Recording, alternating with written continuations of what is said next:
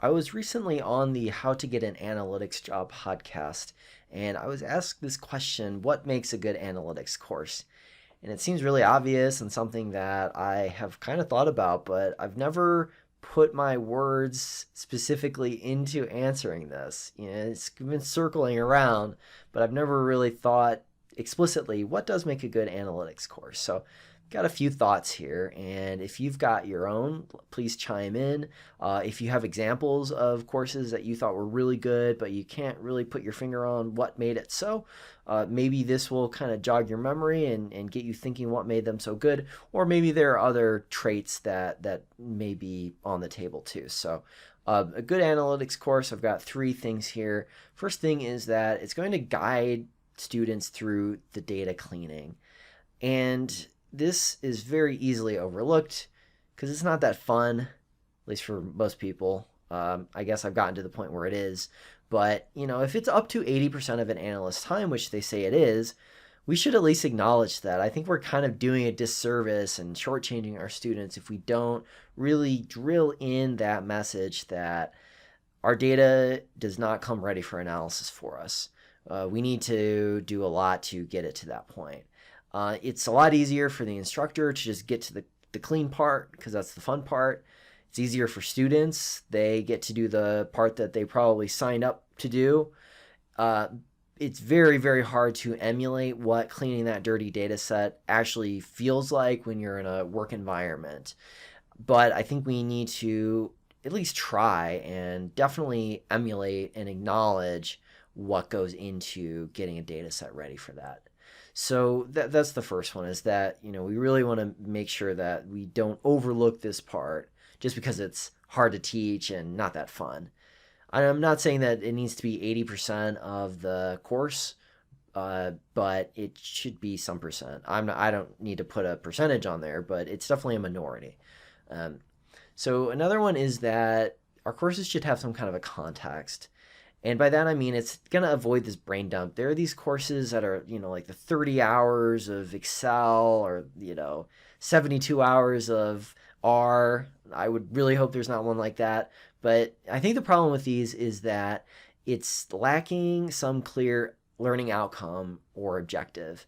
What we want to do is have some clear outcome, something that we want to let the student do, that they should be able to achieve. We're going to get there as linearly as possible. So if we're doing that, we're going to have some context in terms of how to get there. And that means that we're going to emphasize some techniques and some tools and de-emphasize others. So this is actually going to help the student. It seems like it's less helpful if we aren't covering every single thing under the sun that they could do. But, this is going to allow them to see, okay, why am I using this tool in the context of that outcome, right? Because otherwise it just kind of blends together as this big chest of all these tools, and you're never really able to start connecting the dots. So I would say that these shorter courses that have a very clear outcome or learning objective and gets there very linearly are better than these kind of winding all over, and in the next 25 hours I'm going to show you everything you need to know about Excel. Another one is that our courses should have some kind of a deliverable. So it's, again, a lot easier for the instructor to just kind of nibble and pick at different data sets to kind of take an example from here and take an example from there. It makes planning a lot easier if you don't have to plan out an entire end-to-end process. But it's really not a good indicator of what data analysts are really going to be doing in their careers.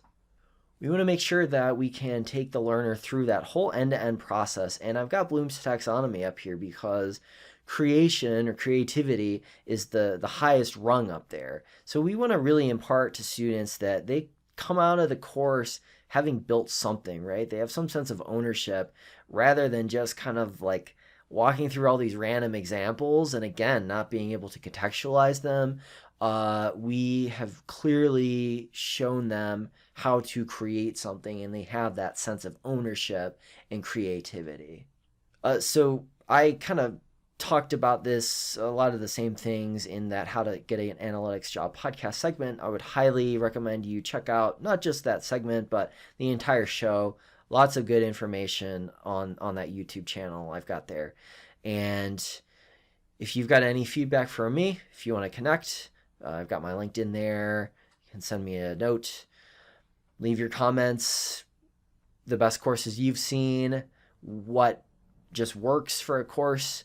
Again, if you can't really put your finger on what made a course really good, we can try to reverse engineer how that happened, what you think about the thoughts that I just had too. So thank you very much for watching, and I hope that you find a great analytics course, and once you do, let me know about it and what made it so good.